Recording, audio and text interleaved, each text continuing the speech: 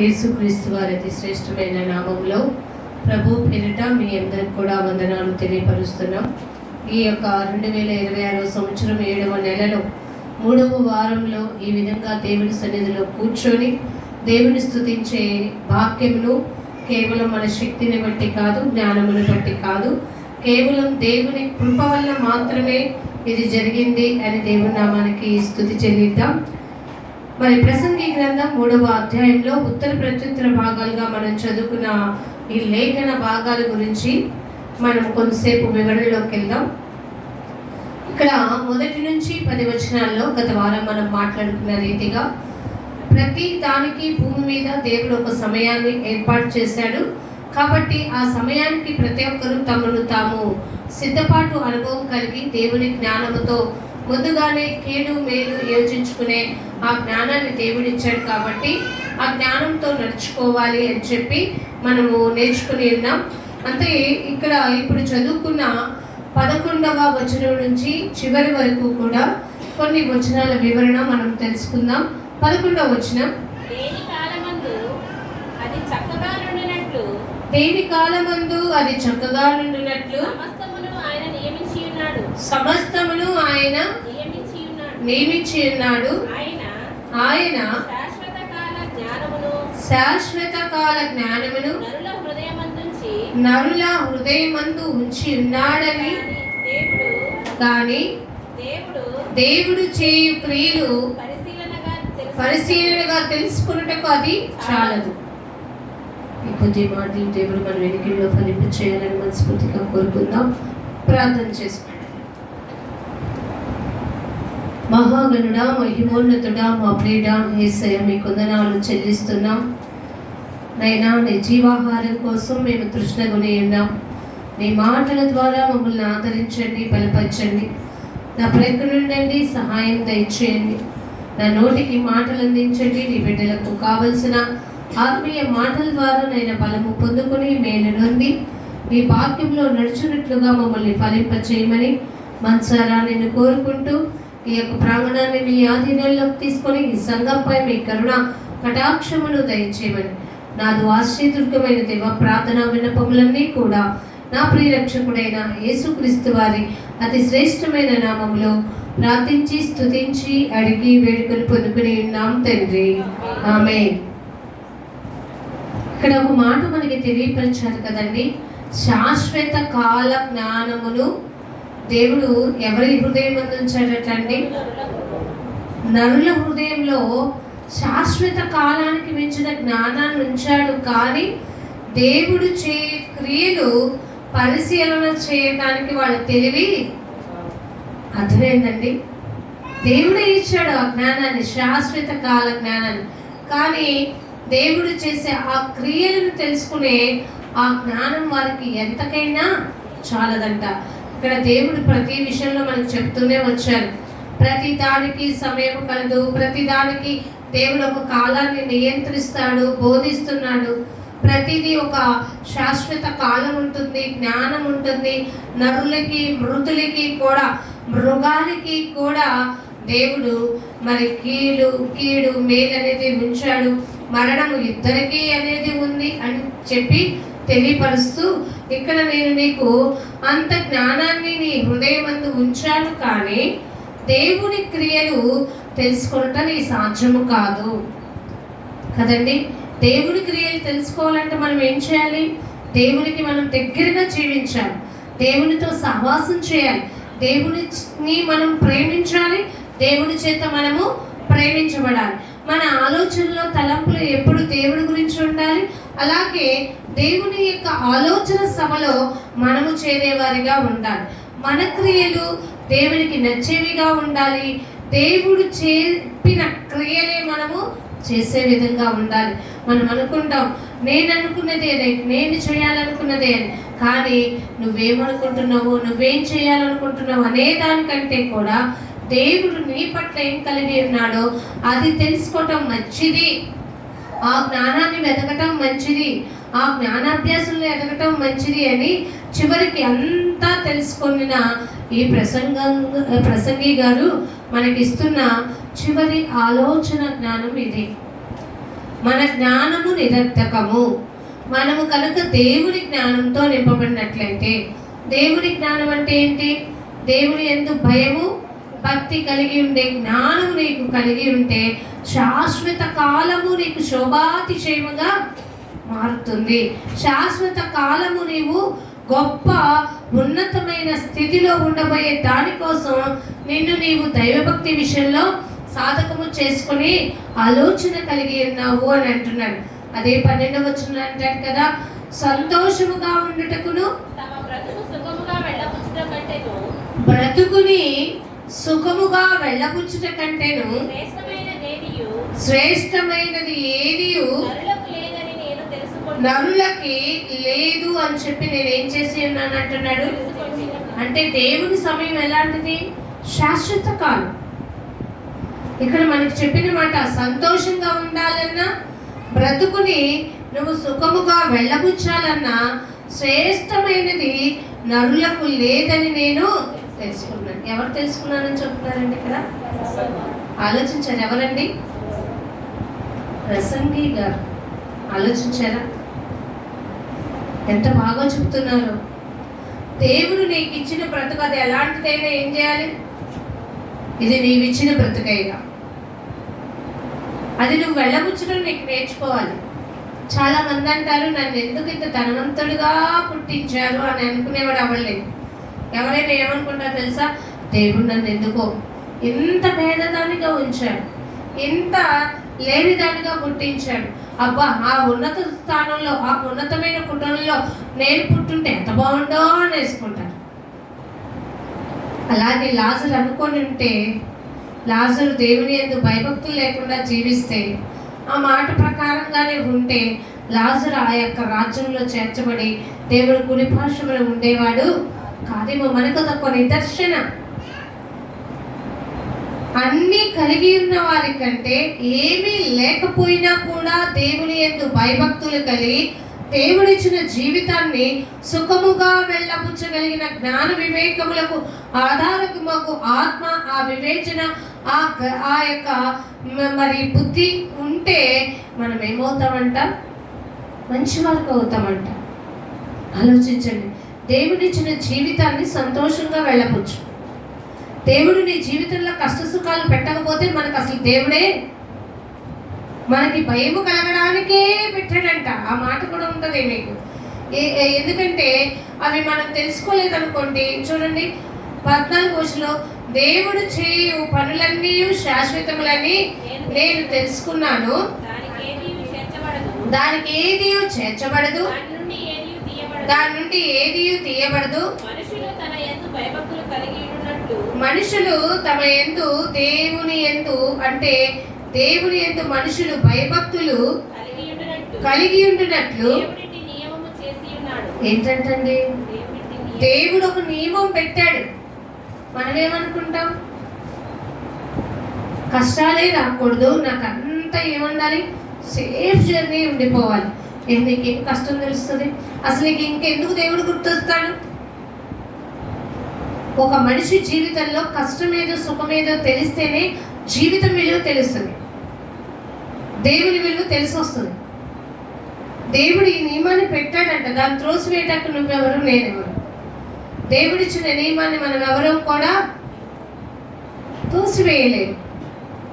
కానీ అందుకే నేను అన్నాడు కదా, నా బిడ్డల్ని సంతోషంగా ఉంచేది నేనే.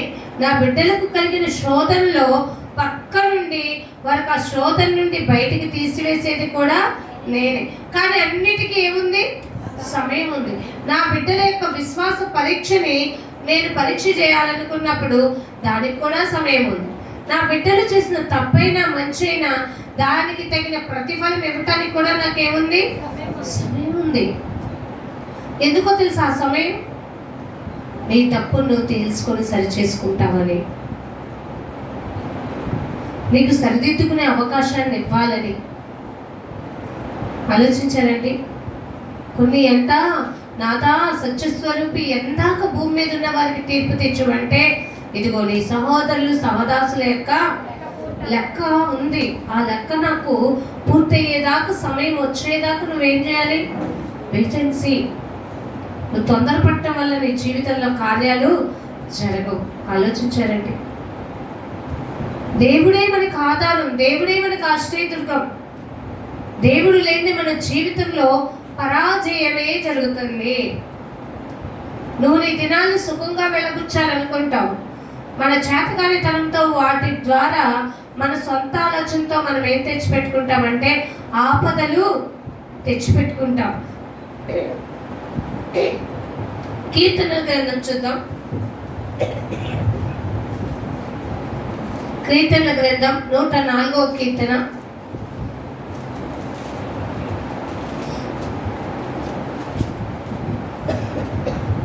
104వ కీర్తన 24వ వచనం. యెహోవా నీ కార్యములు ఎన్ని విధములుగానున్నవి. నీ కార్యములు ఎన్ని విధములుగా ఉన్నాయి. ఆ మాట చూడండి, అసలు ఆ మాట చూడండి. యెహోవా నీ కార్యములు ఎన్ని రకాలుగా ఉన్నాయ్యా.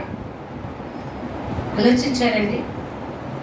జ్ఞానము చేత నీవు వాటినన్నిటినీ నిర్మించితివి. ఆలోచించారండి. ఇంకో చాటు ఉన్నది. మనము దేవుని బిడ్డలో, దేవుని చేతిలో ఉన్నవాళ్ళం. దేవుడు మనకి తండ్రి కాబట్టి ఆయనకి ఇష్టమేదో ఆయన చేయను, దానికి తల వంచడమే నా పని. ఆలోచించారండి. దేవుడు తనకి ఇష్టమైనది మా పట్ల చేయాలనుకున్నప్పుడు క్రొత్త నిబంధన గ్రంథంలో పౌలు గారు ఒక మాట అంటారు, ప్రభువా నీ చిత్తమును నెరవేర్చడం నాకు నేర్పు, నీ చిత్తానికి నన్ను లోపరుచుకోవటం నాకు నేర్పు. ఈ ఆలోచన ఉందా మనకి? మనము చాలా వరకు కొంతమంది అండి వాక్య విలువ లోతు భావం తెలియని వాళ్ళు ఏమంటారంటే, ప్రభా నా ఆలోచన ఇది, నా చిత్త నా పట్ల ఈ కార్యం జరగాలని నేను కోరుకుంటున్నాను, కాబట్టి నాకు దాన్ని దయచేసే ప్రభా. దానికోసం నేను ఏం చేయాలనుకుంటాను తెలుసా? ఎంత ఉపవాసాలైనా ఉంటా, ఎన్ని ఆదివారాలు వచ్చి అక్కడ ఉండమన్నా ఉంటా. నువ్వు ఎన్ని ఆదివారాలు లేకపోతే ఎన్ని వారాలు ప్రార్థన పెట్టుకోమన్నా పెట్టుకుంటా. దేవుడు అంత ఏం చెప్పలేదండి, మనుషుల ఆలోచన అదంతా. తప్పకుండా నీవు ఆయన చిత్తానికి లోబడితే తప్పకుండా నీ కోరికను సిద్ధింప చేయగలిగిన దేవుడు, సమర్థుడైన దేవుడు. తన బిడ్డల్ని ఎప్పుడు దేవుడు మన తండ్రి అయిన దేవుడు మనల్ని ఎప్పుడు నిరాశలో ఉంచాలని మాత్రం అనుకోడు. మన చేతగాని తనమే అది.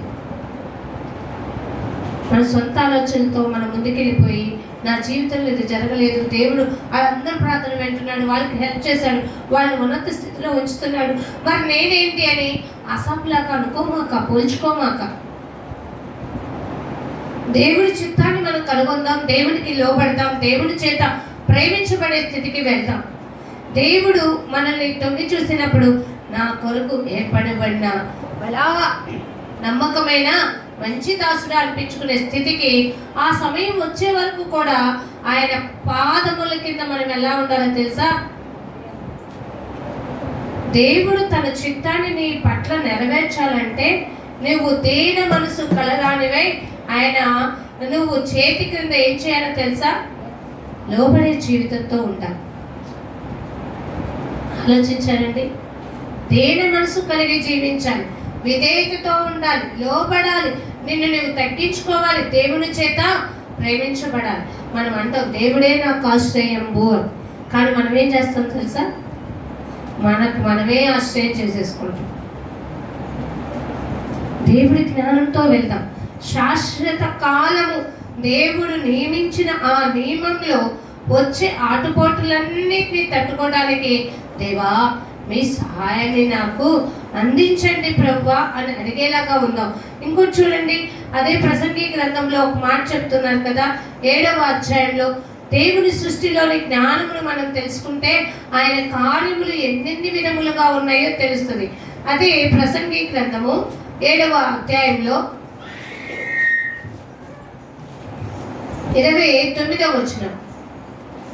ఇది ఒకటి మాత్రము నేను కనుగొంటిని, ఇదొకటి మాత్రం నేను కనుగొన్నాను, ఏకముగా ఏమనగా దేవుడు నరులను యథార్థవంతులుగా పుట్టించెను గాని పుట్టించెను. ఏంటంటే మళ్ళీ ఒకసారి చదువుదామా? ఇది ఒకటి మాత్రము నేను కనుగొంటిని, ఏమనగా దేవుడు నరులను యథార్థవంతులుగా పుట్టించెను. దేవుడు నరులను యథార్థవంతులుగా పుట్టించెను. కానీ మనుషులు ఏం చేస్తున్నారండి? ఆలోచించారా? స్వకీయ దురాశలకు ఏడవబడుతున్నారు. గాలికి కొట్టుకుని పోగునట్లుగా అటు ఇటు ఏమైపోతున్నారంట? కొట్టుకుని పోతున్నారు. మీరు ఎలా కొట్టుకుని పోవద్దు. ఆలోచించారండి? ఆ మాట ఉందండి. మీరు గాలికి కొట్టుకుని పోతున్నారు, ఎటు పడితే అటు ఏడవబడుతున్నారు, లాగబడుతున్నారు అని. దేవుడు మరి మనల్ని అంటే ఎంతో యథార్థవంతులుగా పుట్టించాడట. ఎందుకంటే యథార్థవంతులు ఆయనకి ఇష్టమైన వారు. దేవుడు నీలో నీ అందాన్ని చూడరు, నీ హైట్ని చూడరు, నీ యొక్క జ్ఞానాన్ని చూడరు. దేవుడు నీకున్న డబ్బుని చూడరు. దేవుడు నీవు సంపాదించుకున్న పేరు ప్రఖ్యాతుల్ని అసలు చూడరు. ఏం చూస్తారు? ఆలోచించామండి. నీ యథార్థత ఎట్లా ఉంది, నీ నీతి ఎలా ఉంది, నీ భక్తి ఎలా ఉంది, నువ్వు నా పట్ల నా సన్నిధిలో ఒక్కి ఎంత వేగిరిపాటు అనుభవం ఉంది, నా కోసము భూమి మీద నువ్వు చేయాలనుకున్న పనుల్లో ఇంప్రూవ్మెంట్ అప్డేట్ ఎలా ఉంది అనేది దేవుడు చూస్తారు కదా. మరి అది ఆలోచించామా? దేవుడు మనుషులను యథార్థవంతులుగా పుట్టించను కానీ వారు వివిధమైన తంత్రములను ఏం చేసుకుని ఉన్నారు? ఆలోచించారండి. మనమే కల్పించుకున్నాం, మనమే మన చేతులారా జీవితాన్ని పాడు చేసుకుంటున్నాం. మనమే 99% మనమే మన సొంత బుద్ధితో మనం స్వకీయ దురాశలకు లోబడి మనం ఈ లోకం వైపు మరులు చూస్తూ దేవుని వాక్యం వింటూనే గ్రహింపలేని శక్తులతో మనకు మనమే దాంపికంలో మోసంలో పడిపోతున్నాం. అదే జీవపు డంబం. జీవాహారంతో బ్రతకాలి కానీ జీవపు డంబంలో మనము ఉండిపోకూడదు. క్రీస్తు ప్రత్యక్షమైనప్పుడు నువ్వు జీవాహారంతో ఎదుగుతున్నావా, ఆయన కృప కొరకు కనిపెడుతున్నావా, ఆయన ఆలోచన కోసం ఎదురు చూస్తున్నావా అనే ఆ జ్ఞానము మనలో ఎదిగినప్పుడు ఆ జ్ఞానంలో మనం లేని వారమైతే ఏమైపోతాం తెలుసా? పడిపోతాం, జారిపోతాం.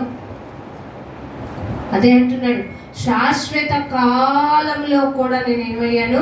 నిన్ను ప్రేమిస్తున్నా. మనం అంటాం కదా, శాశ్వత కాలం నుండి అయ్యా నేను పుట్టినది మొదలుకొని నాకు చివరి వరకు కూడా నీ కృప నన్ను ఆదరించాలి, నీ కృప నన్ను బలపరచాలి, నీ కృపయే అని అంటున్న మనం ఏమైపోతున్నామో తెలుసా? కృప విలువ తెలుసుకోవట్లా. వాక్య గ్రంథంలో రాయబడి ఉంది, నీ కృప ఎంతో అమూల్యమైనది, నీ కృప జీవము కంటే ఉత్తమమైనది.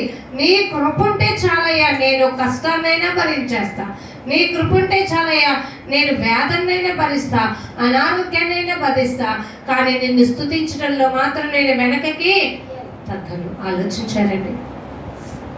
ఎలా ఉంటానో తెలుసా? నిన్ను స్తుతించుటకు, నీ నామాన్ని కీర్తించడానికి, నీ నామానికి ఘనతగా ఉండడానికి, నీ నామానికి మహిమ తేవడానికి నేను సిగ్గుపడనక్కరలేని జతపనివానిగా ఉంటానయ్యా. ఎందుకంటే ప్రభా ఏ పాపం ఎరుగని మీరు నా కోసం ఏమయ్యారయ్యా? పాపిగా ఎంచబడ్డారు. కాబట్టి నేను క్రీస్తు రాయబారిగా ఉండాలనుకుంటున్నా. ఆ రాయబారిగా ఉండే విషయంలో నాకు ఎదురయ్యే ప్రతి పోరాటాన్ని గెలిచి ఎదుర్కోవటానికి నా ముందున్న దేవుని నేను అంటి పెట్టుకునే ఆయనపై ఆధారపడి ఈ లోక జ్ఞానము కంటే దేవుని జ్ఞానముతో నేను ఎదగాలి, దేవుని చేత ప్రేమించబడాలి, దేవుని చిత్తాన్ని నెరవేర్చే పాత్రగా ఉండాలనుకుంటానయ్యా అని ఆలోచనతో మనం ఉండగలిగినట్లయితే మన బ్రతుకులకి ఎంత బాగుంటుందో. అదే ప్రసంగి గ్రంథంలో 3వ అధ్యాయంలో 13వ వచనం చూద్దాం. దేవుడు మనకిచ్చే బహుమానం ఎలా ఉంటుందో అక్కడ తెలియపరుస్తున్నారు. మరియు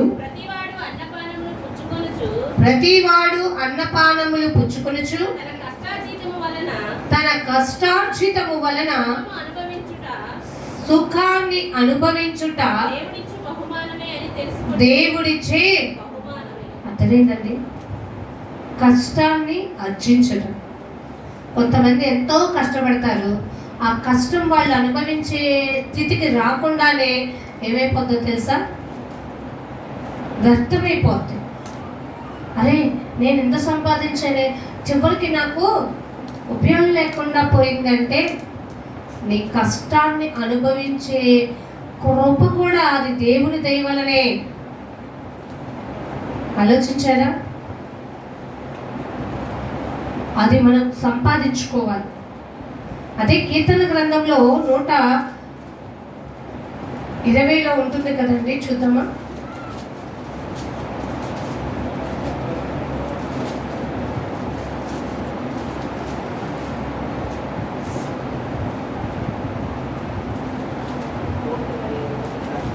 అమ్మా? 128లో సారీ.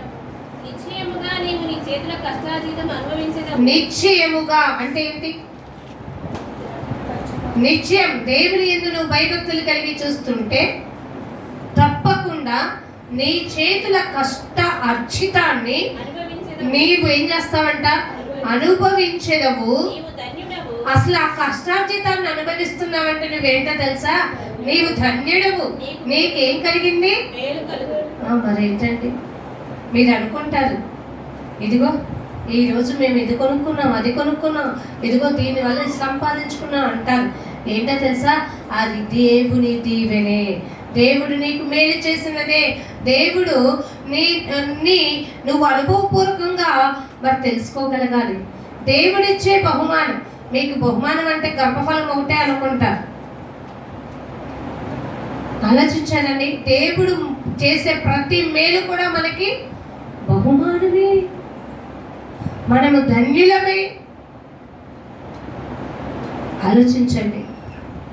భూమి మీద అన్నీ కలిగి ఉన్న వాడికంటే ఏమీ లేకపోయినా దేవుని యందు భయము, భక్తి, యథార్థత, నీతి, సద్భక్తి, విశ్వాసము, ప్రేమ, రక్షణ, నిరీక్షణ వీటన్నిటి కోసం తాపత్రయపడుతూ భూమి మీద అనేక శ్రమలైన అనుభవించి నిందలైన అవమానాలను ఎదుర్కొని దేవుని కోసం నిలబడతారే, దేవుడు వారిని ప్రార్థన వింటారు, వారికి సహాయంగా ఉంటారు, తోడుకుంటారు.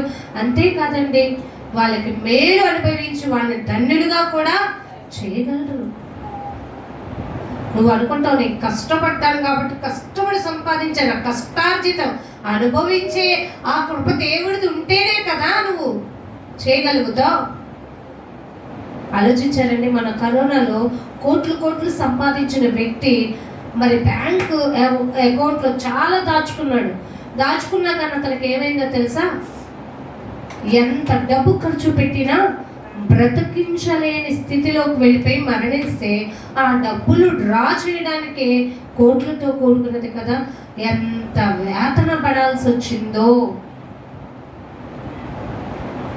ఆలోచించాము. మరి అంత సంపాదించుకున్నాడుగా, అనుభవంతో జ్ఞానముతో మరి ప్రాణాన్ని దక్కించుకోగలిగాడా? అర్థమైందా? మన ప్రాణము దక్కించుకునటం మన చేతిలో లేదు. శరీర పరంగా మన మరణాన్ని తప్పించడమైనా, ఆత్మీయ పరంగా మన మరణాన్ని తప్పించడమైనా ఎవరి చేతిలో ఉందండి? ఆలోచించారా? ఇది ఎవరికి తెలుస్తుంది? క్రైస్తవ బిడ్డలకి మాత్రమే తెలుస్తుంది. అందుకనే మేలును అనుభవించటం ఎవరికి తెలియాలి? మనకు తెలియాలి. కొంతమంది తెలియక అవివేకంతో దేవుడిచ్చిన మేలును కూడా ఏం చేస్తారో తెలుసా? త్రోసి వేసుకుంటారు. దేవుడు ధన్యుణ్ణి చేయాలనుకుంటే నాకు వద్దు ఈ ధన్యత అని పారిపోతారు. ఆలోచించారా? క్రీస్తు జ్ఞానముతో మనము నిండుకుని వారమై క్రీస్తులో ఎదుగుతూ ఫలిస్తూ క్రీస్తు చేత అనుభవపూర్వకంగా నాలో ఉన్న నీకు పనికిరాని ప్రతి తీగను ప్రభా తీసి పారవేయి ప్రభా. దేవుడు ఒక ఉద్యోగాన్ని ఇచ్చాడంటే, శరీరపరంగా కష్టపడమని ఒక దారి చూపించాడంటే దేవుని కృప. ప్రభా ఆ సంపాదించిన సంపాదన నేను అనుభవించాలి, నేను ధన్యత పొందగలిగే స్థితిలో ఉంచావంటే అది నీ కృపయే ప్రభా. కష్టపడే వాళ్ళు అంటారు కదా, ఒక్కొక్క రూపాయి ఎంత కష్టపడితే వస్తుందో నీకేం తెలుసు అంటారు కదండి. అదే రూపాయి నువ్వు సంపాదించి చూడు, తెలుస్తుంది. ఈజీ అండి ఖర్చు పెట్టేయటం, సంపాదించడమే బహు కష్టం. అందుకని దేవుడు మనకి ఏం చెప్పాడో తెలుసా, కష్టపడి పని చేసుకో, సుఖంగా ఖర్చు పెట్టుకో. కానీ ఈ కష్టం సుఖం నేను నీకు తెలియటం కోసమే ఈ నియమాన్ని నీ కోసం పెట్టాను. కానీ నేను నీకు బహుమానం ఇవ్వకుండా ఉన్నాను, తప్పకుండా నేను నీకు ఏమిస్తానో తెలుసా, బహుమానం ఇస్తాను. అందుకే నేను ఒక ప్రసంగి గ్రంథంలోనే 2వ అధ్యాయంలో మనకు ఒక మాట చెప్పారు చూడండి. ప్రసంగి గ్రంథం 2వ అధ్యాయం 24వ వచనంలో, అన్నపానములు పుచ్చుకొనుట కంటే కష్టార్జితము చేత మళ్ళీ చదువుతారా, అన్నపానములు పుచ్చుకొనుట కంటే కష్టార్జితము చేత, అబ్బా సుఖం అంటే మనం ఏమనుకుంటాం, కష్టం చేశాను రా అనుభవిస్తున్న సుఖాన్ని చాలా ఈజీగా. కొంతమంది అంటారు, నీకులా కాదు. చాలా మంది ఎక్కువ మంది కష్టపడతారు తెలుసా. కష్టపడిన వాళ్ళకి ఒక్కొక్క బలహీనత ఉంది. ఎంత సంపాదిస్తారో అంత తాగుడుకు పెడతారు, కొంతమంది వ్యభిచారానికి పెడతారు, కొంతమంది గొప్పలు అనుకున్నట్టు వేరే వాళ్ళకి దానం చేస్తారు, తన ఇంటిని మాత్రం పోషించుకోవడం చేతరాదు. అనేక మంది, ఎంతమంది చదువుకున్న ఎడ్యుకేషన్ వాళ్ళైనా, ఆఫీసుల్లో పనిచేసే వాళ్ళైనా ఎందుకమ్మా మీరు చనిపోతున్నారంటే వాళ్ళు అంటారు, అప్పుల బాధలు భరించలేక, వస్తున్న జీతం మాకు సరిపోక. ఆలోచించారండి, వచ్చినది ఎలా ఉపయోగించుకోవాలో కూడా తనకు కావలసిన అనుభవం మీకు అవసరం. ఆ అనుభవం లేకపోతేనే మనం ఇరుకుల్లో, ఇబ్బందుల్లో పడిపోతాం. ఖర్చు పెట్టాల్సిన టైంలో పెట్టాలి, పెట్టకూడని టైంలో ఆలోచించాలి. ఆలోచించారండి. అంతేగాని ప్రతిదానికి పిసినారులోగా మనం చేతిని ముడుచుకోకూడదు. ఎందుకంటే మనం దేవుని బిడ్డలం. దేవుడు మరి ధనవంతుడు. ఆయన పిల్లలైన వాళ్ళు కూడా ఎలా ఉండాలనుకుంటాడు దేవుడు? ధనవంతులుగానే ఉంచాలనుకుంటాడు, మేలుని అనుభవించే వాళ్ళుగానే ఉంచాలనుకుంటాడు, ధన్యత కలిగిన బిడ్డలుగానే ఉంచాలనుకుంటాడు. కానీ వాళ్ళని దరిద్రులుగా ఉంచి, దేనికి మరి అనుభవించలేని స్థితిలో ఉంచాలనుకోడు. ఆ స్థితిలో ఉంచినా కూడా, అందుకే అన్నాడు కదా, దీనులు ప్రార్థించగా దేవుడు ఆలకించును, పేదవారు ప్రార్థించగా దేవుడు ఆలకించును, దరిద్రులకు ఆయన దగ్గరగా ఉంటాడు. ఆలోచించారండి. పేదలకి, దీనులకి, దరిద్రులకి సహాయం చేయడానికే నేను ఒక స్టేజ్లో ఉంచాను. ఆలోచించారా? మనకు అది తెలియాలండి. దేవుడు ఇచ్చిన బహుమానాన్ని పొందుకోవడానికి ఇక్కడ 24లో అంటున్నాడు కదా, అన్నపానములు పుచ్చుకునుట కంటేను కష్టార్జితము చేత సుఖపడుట కంటేను నరునికి మేలుకరమైనదేది కూడా లేదు, ఇది దేవుని వల్ల కలిగినదని నేను పెట్టుకుంటారా అది మైండ్లో? నేను కష్టపడ్డా, సంపాదించుకున్నా, కానీ ఇప్పుడు నేను సుఖపడుతున్నా, అనుభవిస్తున్నా, ఇది దేవుని వలన కలిగినదే.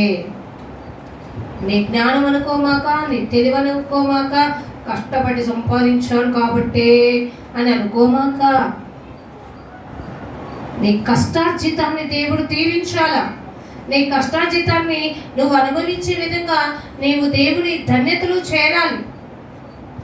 అది దేవుడి బహుమానం అంటే. రోజు మనము సుఖాన్ని అనుభవిస్తున్నామంటే దాని అర్థం ఏంటి? కష్టపడి పనిచేసి వచ్చి నెంబర్ 1 ఆ బెడ్ మీద పడుకొని పరుపు మీద ఆనందిస్తూ, ఏసీలు, ఫ్యాన్లు, లైట్లు తిప్పుకుంటూ, విలాసానికి టీవీలు పెట్టుకొని ఆనందిస్తున్నావంటే నువ్వు సంపాదించిన సంపాదన నిన్ను ఒక స్థితిలో ఉంచగలిగానంటే కేవలము అది దేవుని కృపే. కేవలము నీ జ్ఞానమే ప్రభా, కేవలము నీ వల్లే నేను ఇది సంపాదించుకోగలిగాను. నరుల జ్ఞానము చేత అది ఎక్కువ కాదు. ఇది దేవుడు కృపే అని మీరు తెలుసుకోవాలి. ఒకటి మనం చెప్పుకున్నాం, దేవుడు శాశ్వత కాలం అనే జీవితాన్ని మనకి ఇస్తున్నారు. శాశ్వత కాలం మనం ఎక్కడ ఉండబోతాం చెప్పండి? భూలోకంలోనా? ఎక్కడ ఉంటాం? పరలోకంలో ఉండాలంటే ఆ నిత్య జీవం కోసం మనం పోరాడాలి అంటే ఏం చేయాలి? నేను చచ్చిపోయి గోతులోకి వెళ్ళక ముందే నా నీతిని, భక్తిని, యథార్థతని, విశ్వాసాన్ని కాపాడుకొనొచ్చు దేవునికి దగ్గరగా, లోకానికి దూరంగా, దేవుని చేత ప్రేమించబడి, దేవుని జ్ఞానముతో ఎదుగుతూ, నలుగురికి నేను దేవుని పోలి నడుచుకున్నాను, మీరును నన్ను పోలి నడుచుకోండి అని ఒక మాదిరికరమైన జీవితంతో జీవిస్తూ విశ్వాస సహితమైన మంచి పోరాడాను కాబట్టి దేవుడు నాకు నీతి కిరీటం ఇచ్చాడని ఇదంతా ఎక్కడున్నదాన్ని సంపాదించుకోవాలి? ఊపిరి ఆగిపోయి గోతిలోకి నిన్ను పెట్టకముందే ఇదంతా సాధించుకోవాలి. ఈ సంపాదన కోసం, ఈ ఆత్మీయ సంపాదన కోసం కష్టపడే వాళ్ళు అరుదు. ఎందుకంటే ఈ సంపాదనకి అంతా దేవుని అకౌంట్లో ఉంటుందిగా, కనపడదుగా. ఎందుకంటే దేవుడే చెప్పాడు, ప్రతి వానికి వారి క్రియలను బట్టి తగిన జీతము నా దగ్గర ఏర్పాటు చేయబడింది. ఆ జీతం ఎంత సంపాదించుకున్నావు నీకేం తెలుసు? ఇక్కడ మాత్రం ఒక అకౌంట్ పెడతావు, ఒక అకౌంట్ పెట్టుకుంటావు, ఎంత ఉందో చూసుకుంటావు మురుసుకుంటావు. నా దగ్గర ఎంత బ్యాలెన్స్ ఉందో ఆనందపడుతున్నావేమో. జాగ్రత్త, ఇది మన ఊపిరి ఆగిపోయే లోపు అది మన అకౌంట్లోకి రా. అవునా? మన ఊపిరి ఉండి కనీసం సాయం చేయడానికో లేకపోతే దేనికో ఉన్నప్పుడే అది ఉపయోగకరంగా మారుతుంది. అయిపోయిన తర్వాత అది ఎవరు ఏం చేస్తారో తెలియదు.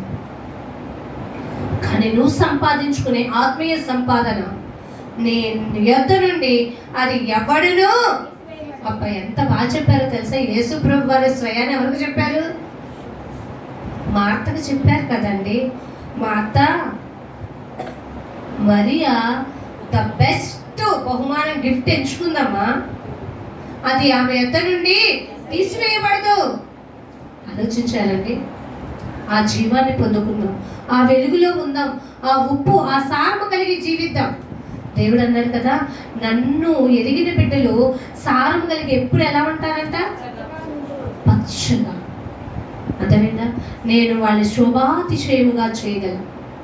ఎందుకంటే నేను వాళ్ళని అభిషేకించగలను, నూనెతో వారి తల అంటే ఉన్నాను. అంతేకాదండి, దీర్ఘాయువును సుఖదీనములతో గడుగు సంవత్సరాన్ని కూడా నేను వారికి దయచేస్తాను. అదే దేవుని మాట వెనక నువ్వు పక్కకు తిరిగితే నీకు ఏమొస్తుందో తెలుసా? దేవుని కృప పొందుకునే ఉంటావు. దేవుడు సమయం ఇస్తాడు, చూస్తాడు. కానీ ఆ కృప, ఆ జ్ఞానము కలిగిన నీలో ఆ యొక్క భయము లేకపోతే నువ్వు దేవుని చేతిలో నుండి ఏం చేయబడతావు తెలుసా? మన చేతిలో నుంచి వస్తువు జారి పడిపోయినట్టుగా మనము కూడా విడవబడతాం. అర్థమైందండి? దేవుడు రా నా యొక్క రెక్కల నీడలోకి రమ్మంటే వద్దు ప్రభా పోతాను అంటే నువ్వు దేవుడిచ్చే బహుమానాన్ని, దేవుడిచ్చే ఆ శాశ్వత కాలమైన జీవితాన్ని మనంతట మనమే వదిలేసుకున్నట్టంట.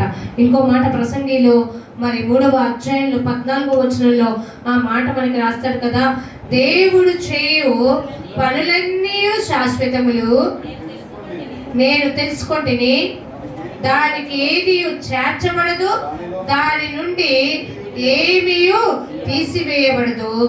మనుషులు దేవుని యందు భయభక్తులు కలిగి ఉండినట్లు దేవుడు. అర్థమైందండి?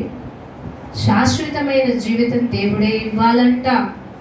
ఆయన దేవుడిచ్చిన జీవితంలో ఏది చేర్చుకోవటానికి తీసివేయటానికి మన దగ్గర ఏమీ లేదు. ఎందుకు ప్రభు ఇలా చేసావంటే మీరందరూ నా యందు ఏం కలిగి జీవించాలి? భయభక్తులు కలిగి ఉండడానికే నేను ఈ నియమాన్ని ఏర్పాటు చేశాను. అంతేగాని సారేపతి ఊర్లో ఉన్న ఆ విధవరాల జీవితంలో ఉన్న పిండే ఉన్న ఆ నూనె తక్కువ కానట్టు మనకు కూడా వస్తూ ఉంటే అసలు మనం దేవుడి వైపు తిరుగుతామా? ఎందుకంటే ఆమెకి దేవుడు ఉన్నాడు, నీ పక్షాన నీకు ఏది కొదుపు కాదు అనే విషయాన్ని తెలియపరచడానికి దేవుడు ఆశీర్వాదం ఎలా ఉంటుందో అక్కడ మనకు తెలియపరిచారు. కానీ అదే మన జీవితంలో జరగాలి అంటే మనం కూడా ఏం చేయాలో తెలుసా? మొదటిగా దేవుని దగ్గరికి రావాలి. దేవుని మొదటిగా ఆయన్ని ప్రేమించాలి. మొదటిగా ఆయన ఎదుట మనం కన్నీళ్లు కార్చాలి. మొదటిగా ఆయన యొక్క చిత్తంలో, ఆయన ఆలోచన సభలో ఆయనకి ఇచ్చేవారిగా మనం ఉంటే మనం దేవుని చేత ప్రేమించబడిన వారిగా ఉంటాం. దేవుడిచ్చే బహుమానాన్ని నువ్వు రిజెక్ట్ చేయమాక. నీ అవివేకం అది. దేవుడు నిన్ను మేలొందిన జీవితంలో ఉంచాలనుకుంటున్నావు. నువ్వెందుకు శ్రమల జీవితంలో ఉండాలనుకుంటావు? ఆలోచించారండి. నువ్వే అడుగుతావు, దేవుడా నన్ను దీవించు, దేవుడా నాకు సహాయం చేయి, దేవుడా నన్ను వదిలేయకని. దేవుడు సహాయం చూపిస్తాడు. దేవుడు తోడుగా ఉండాలనుకుంటున్నాడు. ఎందుకంటే దేవుడు మన వంటి నరవతుడు కాదు. దేవుడు పక్షపాతి కానే కాడు. దేవుడు చెప్పినాడు కదా, నిన్ను కాపాడువాడు కునికడు నిద్రపోడని. మనిషిగా మనం ఈ భూలోకంలో విత్తబడ్డాము, పెరుగుతున్నామంటే దేవుడి చిత్తం లేకుండా మనం ఈ భూలోకానికి రాలేదు కదా. అలాంటప్పుడు దేవుడు అందుకే అన్నాడు కదా, ఆకాశ పక్షుల్ని చూడండి, వాటికి ఎవ్వరూ ఆహారం తయారు చేయరు, అవేమి ఇచ్చేసుకోవు, వాళ్ళు గిడ్డంగుల్లో కూడా దాచిపెట్టుకోవు. కానీ పరమందున్న తండ్రి వాటిని ఏం చేస్తున్నాడట? పోషిస్తున్నాడు కదా. ఇంకో మాట కింద అన్నాడండి, ఏంటో చెప్తారా మీరు ఎవరైనా? మీరు వాటికంటే బహు శ్రేష్ఠులు. ఏమండి, బహుశా నువ్వు జంతువులను ప్రేమించొచ్చేవి, జంతువులు నీకేం ఆహారాన్ని తేలేవు. పక్షుల్ని ప్రేమించొచ్చేమో, వాటికి నీవే పోషణ దయచేయాలి. వాటంతటా అవి ఏం చేయలేవు. నువ్వు ఎప్పుడైనా వాటిని చూసినప్పుడు అది నేనేమన్నా పెడతాయని ఎదురు చూస్తున్నాయి కదా. ఈ జంతువులు పక్షులు నేనేమన్నా పెడితే తిందామని ఆశపడుతున్నాయి కదా. నేను కూడా అలాంటి వాడిని. మీరు ఎప్పుడైనా ఆలోచించారా? దేవుడు ఏమన్నా పెడితే, దేవుడు నాకు ఆహారం ఇస్తే, దేవుడు నాకు నీళ్ళు ఇస్తే, దేవుడు నాకు గృహాన్ని ఇస్తే అని నువ్వు కూడా వాటికి లాగానే అవి మన మీద ఆధారపడినట్టు మనం దేవుని మీద ఆధారపడుతున్నాం. ఇక్కడ ఒక వచనం రాయబడి ఉందండి, చూడండి. ఒకటి ప్రసంగిలోనే 3లోనే మీరు కనుక 19వ వచనంలో చూస్తే, 18 అయినా పర్లేదు. నరులు మృగముల వంటి వారని తెలుసుకున్నట్టు దేవుడు వారిని విమర్శించున్నట్లు ఇలాగు జరుగుచున్నదని అనుకొంటిని. నరులకు సంభవించినది ఏదో అదే అదే అదే మృగములకు సంభవించును, వారికి వాటికి కలుగు గతి. అర్థమైందండి? అవి పెరుగుతాయి, పోషించబడతాయి, అవి ఆధారపడి ఒక సమయానికి అవి ఏమైపోతాయి? చనిపోతాయి. మనము అంతే. కానీ వాటికి మనకి వేరియేషన్ ఉంది. వాటికి పైకి ఎక్కబడనో లేదో తెలియదు, లేదు. కానీ మీకు మాత్రం నేను నా రాజ్యంలో స్థానం ఇవ్వాలి అని నా ఆశ, నా కోరిక అది. కానీ నీ కోరిక ఏంటి?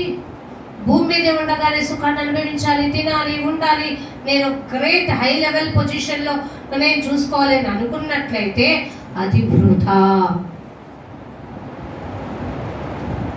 ఆలోచించాలండి. మనము కష్టపడాలి, మనకంటూ ఎంత ఉండాలో ఆ లిమిట్ ఉండాలి, కానీ ఆశ ఉండాలి. కానీ మనము అతి ఆశకు మాత్రం వెళ్ళకూడదు. ఆలోచించారా? అదే ఇక్కడ ప్రసంగి 3:15లో అన్నాడు, ప్రతి ప్రయత్నమునకు ప్రతి క్రియకును తగిన సమయం ఉన్నదనియు నీతిమంతులకును దుర్మార్గులకును దేవుడే ఏం తీర్చును. ఆలోచించారండి. ప్రతి వారికి దేవుడే ఏం తీర్చునంట? తీర్పు తీర్చును. ఆలోచించారు. మనము దేవుని జ్ఞానము కలిగి నడుచుకుందాం. నీతిమంతులకి దుర్మార్గులకి ఎవరు తీర్చును? దేవుడు. దేవుడే తీర్పు తీర్చును. మరి నువ్వెందుకు తీర్చేస్తావు? ఎదుటి వాడిని చూసి పాపి దుర్మార్గుడు అనమాక, దేవునికి అప్పచెప్పేసే. ఎందుకంటే మనము కూడా అదే పాపులం కదా, మనము కూడా అదే దుర్మార్గులం కదా. ఏ స్థితి నుండి పిలువబడితేమో ఆ స్థితిని మనం గుర్తుపెట్టుకోవాలి. మనది దుర్మార్గపు స్థితి, నీచపు స్థితి, వెలివేయబడిన స్థితి, అసహించుకునే స్థితి. కానీ దేవుడు ఏమన్నాడు తెలుసా? నిన్నెవ్వరునూ శిక్షించలేదా? నేను కూడా నిన్ను శిక్షించలేదు. దాని దగ్గరికి రా, నీ మురికినంతా తీసివేసి నా యొక్క రక్తాన్ని ప్రోక్షించి నేను ఎలా చేస్తాను ఆలోచించావా? నీ హృదయంలో ఉన్న అపవిత్రతలంతటినీ నువ్వు ఒప్పుకుంటే, నువ్వు నాకు అడిగితే, నా దగ్గర ప్రాధేయపడితే, పశ్చాత్తాపడితే, నా సన్నిధిని కోరుకుంటే, నేను కావాలని నువ్వు జ్ఞానముతో, అపొస్తలుల కార్యాల్లో అదే ఉంటుంది. దేవుడిని ఎంత మనం ఏం కనుక్కోవాలట? తడువులాడి కనుగొందురేమో అని. అర్థమైందండి? నిజ దేవుడు ఎవరో అని మనం ఏం చేయాలట? పర్యవేక్షణలో ఉండి కనుక్కొని, నా స్వరక్షకుడు, నా ప్రియుడు, నా యేసుడు, నా సర్వాధికారం, నాకు సర్వము సమృద్ధిగా దయచేయగలిగిన సమర్థుడిని నేను కలిగి ఉన్నాను అనే స్థితిలోకి దేవుడే తీసుకెళ్తాడు. ఆలోచించారండి. కానీ ప్రతిదానికి ఆలోచించారా? ప్రతిదానికి సమయం. ఆవేశపడమాక, ఆతృత పడమాక, నిరాశ చెందమాక, విఫలము అవ్వమాక, దేవుని ఎదుట పెట్టు, ప్రయత్నం చేయి. దేవుడే నీకు దారి. యెహోషాపాతు అదే అన్నాడు, ప్రభా నేను దిక్కుతోచని పరిస్థితుల్లో ఉన్నానయ్యా, నా వల్ల ఏం కావట్లా, నేను ఆలోచించలేను, నేను ఒక రాజును అయ్యి ఉండొచ్చు, నా ఎదుట అనేక మంది జనులు ఉండొచ్చు, నువ్వు ఇచ్చిన రాజ్యం నాకు ఉండొచ్చు, కానీ ఇప్పుడు నాకు ఎదురవుతున్న అతి క్లిష్టమైన పరిస్థితుల్లో ఎదుర్కోవడానికి, నేను ఎదురు తిరగడానికి నాకు ఆలోచన లేదు. దిక్కుతోచని పరిస్థితిలో ఉన్నాను, నీవే నాకు దిక్కు అనేసరంటండి. మరి ఆ మాట మనం ఎప్పుడన్నా అన్నామా? వాక్యం వింటాం, కష్టం వచ్చినప్పుడు మాత్రం ప్రార్థన చేయటం ఏ విధంగా తెలియట్లా. మనం ప్రార్థన అదే వాక్యానుసారమైన ప్రార్థన మనలో ఉండాలి, కానీ లోకానుసారమైన మాటలతో ప్రార్థన కాదు. ప్రభా వాగ్దానం చేసిన వారు నమ్మదగిన వారని సెలవిచ్చారు, మీరే నాకు దిక్కు. ఒక మాట చెప్పాను, దేవుడు శాశ్వత కాలం వరకు ఆయన సృష్టిలో ఫలమైన మనల్ని ఆయన రాజ్యంలో చేర్చాలనుకుంటున్నాడు. రెండోది, దేవుడు మనకి బహుమానం ఇవ్వాలనుకుంటున్నాడు. ఇంకా దేవుని పనులు ఎప్పుడూ కూడా మరి అవి వాగ్దానము చేసినవి. ప్రతి వారికి, దుర్నీతిమంతులకి నీతిమంతులకి దేవుడు ఒకానొక సమయంలో కలుపు మొక్కలను మంచి మొక్కలను ఏపుగా ఎదుగుతాయంట. కానీ ఒక టైం వచ్చినప్పుడే దేవుడు వాటిని ఏం చేస్తాడట? సపరేట్ చేస్తాడు. కడవరి వర్షకాలం వరకు కూడా వాటిని ఏమంటున్నాడు అంటే చివరి సెకండ్ వరకు కూడా వాళ్ళకి నేను టైం ఇస్తున్నాను. ఆలోచించారండి? సులువు మీద దొంగ కూడా అదేనేమో, చివరి సెకండ్ వరకు కూడా టైం ఇస్తున్నాం. ఆ సెకండ్లో కొంతమంది ఉంటారు దుర్మార్గులు, పోయే ముందు కూడా ఏమయ్యా ప్రార్థన చేయమంటావా, పక్కన ఉన్న వాళ్ళు ప్రార్థన చేయండి ప్రార్థన చేయంట. అసలు ఆ వ్యక్తి కోరుకోవాలి కదా. ఒక వ్యక్తి, దేవుడు ఏమన్నాడు? యేసే నా ప్రభువు అని నీ నోటితో ఒప్పుకో, తప్పకుండా యేసు ప్రభు నా పాపములు కడిగివేయటానికి, నన్ను శుద్ధిగా చేయడానికి తను తాను అప్పగించుకున్నాడని నీవు నమ్మితేనే రక్షణ. వాళ్ళు అసలు నమ్మకుండా, వాళ్ళకి ప్రార్థన ఇష్టం లేకుండా మనం వెళ్ళి ఎలా చేసేస్తాం? నా కోసం ప్రార్థన చేయండి అన్నారనుకో, వాళ్ళు దేవుడిని ఇష్టపడుతున్నట్టు, దేవుడిని అంగీకరించినట్టు. అప్పుడు మనం వాళ్ళకి ఏం చేయొచ్చు? ఆలోచించావా?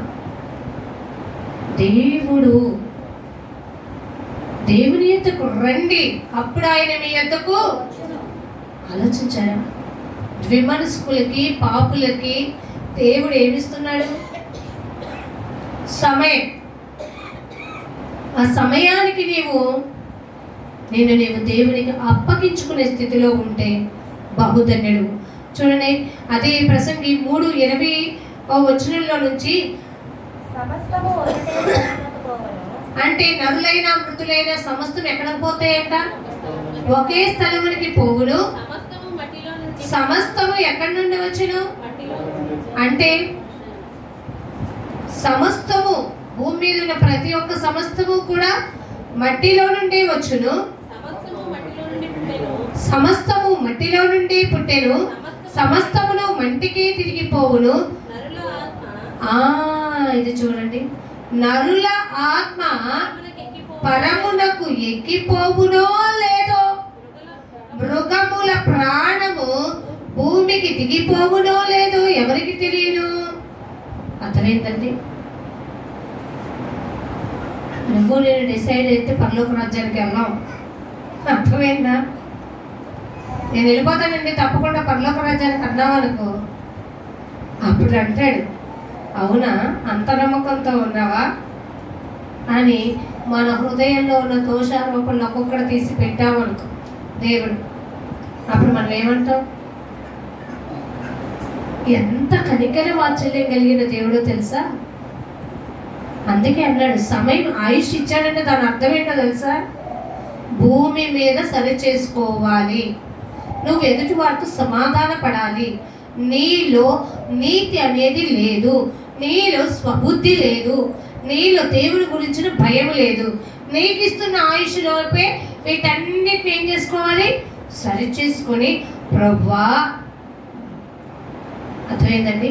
అన్నీ సరి చేసుకున్న తర్వాత నీ ఊపిరి ఆగిపోతున్నప్పుడే అప్పుడు అనుకోవాలి, ప్రభు నీ చేతికి నా ఆత్మనే. అర్థమైందండి? యేసు ప్రభు మనకి ఏం చెప్పారు? ప్రభా, నువ్వు చేయటకు నాకు ఇచ్చిన పని నేను శక్తి లోపం లేకుండా చేసేసాను. నా ఆత్మ నీ చేతికి. మరి నువ్వేం నేర్చుకుంటున్నావు? సిలువుని గురించి నేను మాట్లాడితే తప్ప చెప్పేయడమేనా? దానిలో ఉన్న జ్ఞానాన్ని, సారాన్ని ఎతకట్లేదా? ఆలోచించారా? ప్రభా, భూమి మీద నువ్వు నాకు ఇచ్చిన పని ఏంటి? నీ చిత్తానికి నేను ఎలా ఉపయోగపడాలి? నేను తింటున్నా, చెల్లించగలుగుతున్నా, ఉనికి కలిగి ఉన్నా, పడుకుంటున్నా, లేస్తున్నా, తిన్నది అరుగుతుంది, కావాల్సింది దొరుకుతుంది, కావాల్సినవి ధరించుకుంటున్నా, ఇష్టమైన వాటిని చూస్తున్నా, కానీ ఇంత అనుభవిస్తున్న మేలుని నేను, అది కేవలం నీ దయ, నీ కృప అని దేవుడి సన్నిధిలో చేతులెత్తి మొరపెట్టి కన్నీరు కార్చలేని స్థితిలో ఉంటే ఎలాంటి మనం కృతజ్ఞతలు అవుతాం? జాగ్రత్త పడతాం. దేవుడు తీర్పు అనేది ఉంటుంది. దేవుడిచ్చిన బహుమానముకి నువ్వు అర్హుడు కాదో తెలుసుకో. అలాగే అక్కడ అన్నారు కదా, ప్రతి మనిషికి అంతం అనేది ఉంటది. నరులు పరమునకి ఎక్కిపోదురో లేదో ఎవరికి తెలియను. అందుకని అన్నాడు కదా, ఆదికాండం 3వ అధ్యాయంలో ఓ మాట ఉండదు చూడండి. 3వ అధ్యాయంలో ఆనాడే దేవుడు మనకి డిక్లరేషన్ ఇచ్చున్నారు. 3వ అధ్యాయం 19వ వచనంలో, నీవు నేలకు తిరిగి చేరు వరకు నీ ముఖపు చెమట కార్చి. మరి నువ్వు ఇదేగా కష్టం చేస్తున్నావు. ఎంత తీసేస్తాను చెమట, ఎంత కష్టపడుతున్నాను. చూసావా నా కష్టం? ఏమంటారు? పర్లేదు, ఒంట్లో ఉన్న ఏం కలుగుతుందంట. నిజం చెప్పాలంటే దేవుడు మనకు ఆ కొవ్వు అరగదీయటానికి కష్టం నేర్పారేమో. లేకపోతే మనం ముందే ఆయుష్ కాకముందే ఏమైపోతాం? అంతే కదండి. ఇప్పుడు జరుగుతుంది ఏంటి? చాలా మంది గుండె సంబంధించిన వాటి కోసం వెళ్ళారనుకో, ఏమంటారో తెలుసా డాక్టర్ గారు? చెప్పండి, ఆ మాట ఇంటేనే కథ భయంగా ఉంటుంది. ఏం పట్టిందంట? బాగా పట్టేసింది నీకు కొవ్వు. అందుకే నిన్ను ఆ గుండె అటు ఇటు బ్లడ్ సర్క్యులేషన్ వెళ్ళనీయకుండా అటు ఇటు పట్టేసింది. దాన్ని నువ్వేం చేయాలంటాడు? అప్పుడు బాగుంటుంది. ఆ డాక్టర్ చెప్పే మాట భలే సొమ్మగా ఉంటుంది కదా. దేవుడు చెప్పింది అదే, నా మాట విని గ్రహించకుండానట్లు నీ హృదయము కృపినది. మరి ఈ మాట ఎలా ఉంది? మంచిగా చెప్పారనా? అబ్బా, అప్పుడు డాక్టర్ ఇచ్చే టాబ్లెట్లు ఏంటి, వాకింగ్ ఏంటి, ఆహార విషయంలో అమ్మమ్మమ్మమ్మమ్మ అంటాడు. ఆత్మీయ విషయంలో ఆ జాగ్రత్త ఉందా? దేవుని మాట నేను వినట్లేదంటే నాకు హృదయ గర్వం ఉందా? నేను పెద్దలకు ఎదురు తిరుగుతున్నానంటే నాకు అహం పనిచేస్తుందా? నేను దేవుడి సన్నిధికి సమయానికి వెళ్ళలేకపోతున్నానంటే నాలో నిర్లక్ష్యత ఉందా? దేవుని స్తుతించలేకపోతున్నానంటే నేను అంత క్రొవ్విన దానిగా ఉన్నానా? ఈ గ్రహింపు ఎప్పుడన్నా గ్రహించారా? స్తుతించడానికి స్తుతియాగు అర్పించువాడే నన్ను ఏం చేస్తున్నాడన్నా తెలుసా? మహిమ. అంటే నీ స్తుతి ద్వారా దేవునికి ఏం కావాలి? ఆయనకి దేవదూతలు లేదనుకుంటున్నారా స్తుతించడానికి? కానీ మనుషుల చేత ఎందుకో తెలుసా? నీ ద్వారా భూమి మీద ఉన్న నరులకు తెలిసే విధంగా నీవు నన్ను స్తుతిస్తుంటే పక్కన వాడు కూడా ఏం చేయాలో తెలుసా? వినాలి. కొందరికి పాటల ద్వారా జ్ఞానం వస్తుంది, కొందరికి వాక్యం ద్వారా వస్తుంది, కొంతమందికి సాక్ష్యాలు చెప్తే ఉంటుంది. కానీ వీటన్నిటి సారం అసలు ఎక్కడి నుంచి వచ్చింది? పరిశుద్ధ గ్రంథములో నుంచి సారం పొందుకో. ఇదండి. అందుకే నేను అన్నాడు కదా, నీవు కష్టించి నేలకు తిరిగి చేరు వరకు నీ ముఖపు చెమట కాచి ఆహారం తిందువు. ఎందుకంటే నేల నుండి నీవు తీయబడితివి, నీవు మన్నే కనుక. ఇదే మాట ఎక్కడ చెప్పాడండి? నవ్వులారా తిరిగి రండి, అదే అన్నాడు కదా. ఈ శరీరం మన్ను, కొంతమంది వెటకారం, మన్నే కదా దాన్ని తవ్వడం ఎందుకు కదండి. మీరు అనుకునే మన్నుతో జైలా ఇది. ఈ మన్నుకు ఒక ప్రత్యేకత ఉంది. ఈ శరీరం మన్ను గనక మన్నైనది మన్నైపోతుంది, మట్లో కలిసిపోతుంది. కానీ ఆత్మ ఉందే, ఈ ఆత్మ వెతుక్కుంటూ దాన్ని ఎవరు దయచేసారు ఆయన వద్దకు వెళ్ళి సాక్షి రూపకంగా అక్కడ నిలబడుతుందట. భూమి మీద నీ కోసం కష్టాలు అనిపించాడయ్యా, అవమానాలు పడ్డారయ్యా, కానీ ప్రభా నీకు యథార్థంగా జీవించాను. చివరి ఊపిరి వదిలేలోపు కూడా పశ్చాత్తాపడ్డాడయ్యా. అది ఎవరు చెప్పాలి? నీ పక్కన సాక్షి కాదు, తబిదాకు చెప్పినట్టు ఎవరు చెప్పాలో తెలుసా? మన హృదయమే. ఆలోచించారండి. ఆ సాక్షి జీవితాన్ని కాపాడుకోండి. లాస్ట్గా నేను ఒక మాట చెప్పి క్లోజ్ చేస్తాను. చూడండి, అదే ప్రసంగి గ్రంథం 2వ అధ్యాయంలో 2వ అధ్యాయం 10వ వచనంలో కష్టం గురించి ఒక మాట మనకి తెలియపరుస్తారు. ప్రసంగి 2:10, నా కన్నులు ఆశించిన వాటిలో దేనిని అవి చూడకుండా నేను అభ్యంతరము చేయలేదు, మరియు నా హృదయము నా పనులన్నిటిని బట్టి సంతోషింపగా సంతోషకరమైనది ఏదియు అనుభవించకుండా నేను నా హృదయానికి లిమిట్స్ పెట్టుకోలా, అంటే నిర్బంధింపలేదు. ఇదే నా పనులన్నిటి వలన నాకు దొరికిన భాగ్యము. కానీ ఇదంతా చేసినా నేను ప్రయాసపడిన ప్రయాస నాకు ఏమైపోయింది? వ్యర్థమైంది. అందుకే దేవుడు చెప్పాడు కదా, నీ కన్నులు అటు ఇటు చూడకుండా ఎట్లా ఉండాలి? తిన్నగా ఉండాలి. ఎందుకంటే నా కన్నులు అగ్నిజ్వాలల వంటి కన్నులు కదా. నువ్వు చేసే పనులు నువ్వెంత రహస్యమందు చూసినా నీ ముఖకాంతిలో ఆ రహస్య పాపాలు నాకు అర్థమైందా? అరే ఇది మన ఊరి కాదురా, మన బంధువులు కాదు, ఏమో కాంచి అన్నాం అనుకో, దేవుడు అంటాడు అదృష్టుడైన దేవుణ్ణి నేనున్నా. మీరు ఒకటి మర్చిపోతున్నారు, మన కళ్ళెదురుగా కనపడే వాళ్ళే మన తల్లిదండ్రులు అని నీవు అనుకుంటే పరమ తండ్రి ఉన్నారు, ఆయన చూస్తారన్న భయం ఉంటే మనము పాపము చేయం, గర్వంగా మాట్లాడం, పెద్దవాళ్ళకి ఎదురు తిరగం, అసఖ్యమైన కార్యాలలో మనము పాలు పొందాం. ఇక్కడ అదే అంటున్నాడు ప్రసంగి, నేను భూమి మీద నా కన్నులు చూడాలి అనుకున్న వాటిని ఏమీ చూడకుండా ఆపలేదు. నా హృదయం వేటిని కావాలని ఆశపడిందో వాటికి కూడా నేను ఏం చేయలేదు, నిర్బంధించలేదు. కానీ అవన్నీ చేసినా కూడా చివరికి ఏమని తెలిసిందో తెలుసా? నా కష్టమంతా వృధా. కాబట్టి అన్నిటికంటే ఎక్కువగా నేను దేన్ని కాపాడుకోవాలి? మోసకరమైన ఈ హృదయాన్ని జాగ్రత్తగా భద్రపరచుకోవాలి. అందుకే నేను అంటాను ఇర్మియా గ్రంథంలో, ముందుగా నీ హృదయంలో ఉన్న చెడును తీసివే, నువ్వు రక్షింపబడుతువు. ఈ హృదయం ఘోరమైన వ్యాధి కలదే, కానీ హృదయంలో ఉన్న వాటిని తీసివేసుకోగలిగిన క్యాపబిలిటీ, ఆ యొక్క మరి శక్తి నీలో ఉంది. ఆ శక్తి ఏంటో తెలుసా? వాక్యం అనే శక్తి నీలో నింపబడాలి. అర్థమైందండి? నీ వాక్యము చుట్టూ తినే దారుల కంటే అమూల్యమైనది.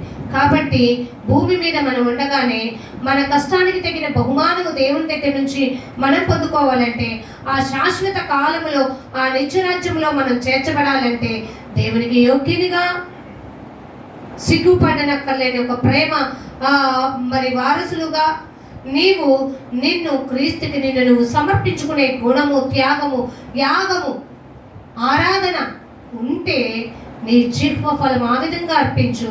దేవుడు వాటిని స్వీకరిస్తాడు. తిరిగి నిన్ను మేలుందిన జీవితంలో ఉంటాడు. ఒకవేళ అలాంటి స్థితిలో లేకపోతే ఇకనైనా మరలుకో, దేవుని వైపు తిరుగు. దేవునికి యోగ్యునిగాను లోకంలో నీవు దేవుడిచ్చిన ఆ జ్ఞానముతో మనుషుని ఎదుట, దేవుని ఎదుట, సంఘములోను, కుటుంబంలోను, వ్యక్తిగతంగాను నీ సాక్షి జీవితాన్ని కాపాడుకో. దేవుని యొక్క బిడ్డగా ఈ లోకంలో దేవుని పోలి, దేవుని మాదిరిగా నడుచుకోవడానికి చేదేని వేర్లని దేవుని దగ్గర పెట్టి ఆ బలహీనతలన్నిటి నుంచి విడుదల పొందు. దేవుడు నిన్ను చూసి బలా అంటారు. అర్థమైందంటే ఈ కొద్ది మాటల్ని దేవుడు మన వెనుకల్లో ఫలింప చేయునుగాక. దయచేసి కళ్ళు మూసుకోండి, తలలు వంచండి. మీ మనసులు దేవుని వైపుకి ఇప్పటి వరకు తిప్పారు. ప్రార్థన ద్వారా దేవుణ్ణి అడగండి. దేవుని ఇచ్చే ఆ బహుమానాన్ని పొందుకోండి. మహాగణుడా, మహిమోన్నతుడా, మా ప్రియుడ యేసయ్య, మీకు వందనాలు చెల్లిస్తున్నాం. ప్రసంగి గ్రంథం 3వ అధ్యాయంలో మరి గత వారం, ఈ వారం మీరు మాట్లాడిన మాటలు ప్రతి దానికి సమయం కలదు. అలాగే పుట్టడానికి, చావడానికి, నవ్వడానికి, ఏడవటానికి, మరి నాయన సంతోషించడానికి ప్రతి దానికి సమయం ఉన్నట్టు దేవుడు నీతిమంతులకి, అనీతిమంతులకు కూడా తీర్పు తీర్చే సమయం ఉంది. ఆ సమయానికి నీవు సిద్ధపడి నీ తోటి వారిని సిద్ధపరిచే విధంగా దేవుని పోలికలో ఇతరులకు నువ్వు మాదిరికరంగా జీవించగలిగినట్లయితే దేవుడిచ్చే ఆ శాశ్వత బహుమానంలో, ఆ నిత్యరాజ్యంలో నువ్వు వారసులు అవుతావు. ఆ బహుమానము కష్టతరము సంపాదించుకోవడం, కానీ నువ్వు కష్టము చేత సంపాదించి శోధించి ఈ లోక జ్ఞానము కంటే దేవుని జ్ఞానాభ్యాసంలో ఎదిగితే, ఫలిస్తే నువ్వు చికిరించబడతావని నాయన నువ్వు నేర్పిన మాటల ద్వారా మేము కట్టబట్టడానికి సహాయం దయచే. మీరు మమ్మల్ని పరిశోధించండి. నీకు ఆయాసకరమైన మార్గం మాలో ఏదైనా ఉంటే దాని నుండి మమ్మల్ని నాయన తప్పించి నీకు యోగ్యులుగా, నీ భక్తులుగా, నీ రాయబారులుగా నాయన మమ్మల్ని తీర్చుకోమని, మా నోటితో ప్రతి ఒక్క పాపమును ఒప్పుకొని విడిచిపెట్టి ప్రాయశ్చిత్తంతో నిన్ను వెదగడం మాకు నేర్పించు. మనసారా నిన్ను కోరుకుంటూ బ్రతిమలాడుకుంటూ మీరిచ్చే ఆ కష్టార్జితంలో మేము నాయన మేలొందే జీవితంలో ధన్యులుగా మమ్మల్ని ఉంచుతున్నందుకే కృతజ్ఞతలు చెల్లిస్తూ నా ప్రియ రక్షకుడైన యేసుక్రీస్తు వారి అతి శ్రేష్టమైన నామంలో విన్న వాక్యం నీ బిడ్డల యొక్క హృదయాల్లో నీరు కట్టి ఫలింప చేయమని ఈ ప్రార్థన విన్నపములన్నీ కూడా యేసునామమున అడిగి వేడుకొని పొందుకొని ఉన్నాం తండ్రి, ఆమేన్. మీ అందరికీ వందనాలు. దేవుడు మిమ్మల్ని దీవించును గాక.